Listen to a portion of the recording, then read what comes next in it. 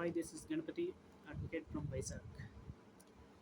అయితే పోలీస్ స్టేషన్‌లో FIR file చేసిన తర్వాత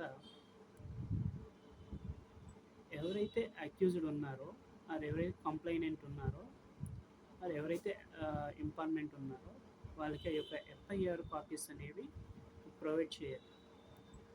ఒకవేళ అక్యూజ్డ్ అయితే ఎవరైతే అక్యూజ్డ్ ఉన్నారో వాళ్ళకి అక్కడ ఎఫ్ఐఆర్ కాపీ అనేది ప్రొవైడ్ చేయాలి. అయితే ఈ మధ్య కాలంలో ఏమవుతుందంటే ఎఫ్ఐఆర్ కాపీ అనేది అక్యూజ్డ్స్‌కి ఎవరైతే ఉన్నారో అక్యూజ్డ్స్ వాళ్ళకి ఇవ్వకుండా డైరెక్ట్ ఎవరికో ఒక లాయర్‌కి ఎంటర్ చేస్తున్నారండి. హ్యాండ్ ఓవర్ చేస్తున్నారు.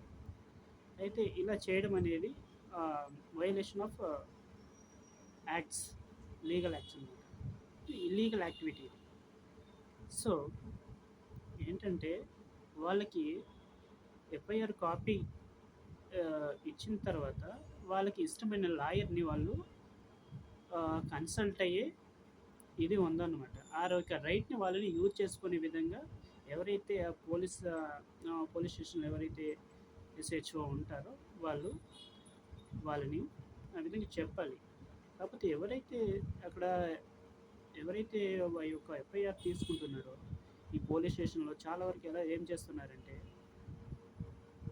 ఈ ఎఫ్ఐఆర్ కాపీని ఆ యొక్క అక్యూజ్డ్స్ ఎవరైతే ఉంటారో వాళ్ళకి ప్రొవైడ్ ఇవ్వకుండా వీళ్ళు ఎంతో కొంత మనీ తీసుకొని వాళ్ళ యొక్క తెలిసిన ఎవరైతే కాంటాక్ట్‌లో ఉంటారో లాయర్స్‌ని హ్యాండ్ ఓవర్ చేస్తున్నారనమాట.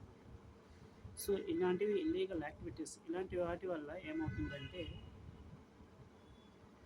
జస్టిస్ అనేది జస్టిస్ అనేది అబ్యూజ్ చేయబడుతుంది.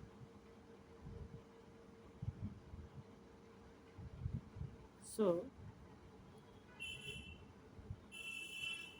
కోర్టు ముందు ప్రొడ్యూస్ చేసేటప్పుడు ఎఫ్ఐఆర్ కాపీ వాళ్ళ హ్యాండ్‌కి ఇచ్చి కోర్టు ముందు అనేది ప్రొడ్యూస్ చేయాలి.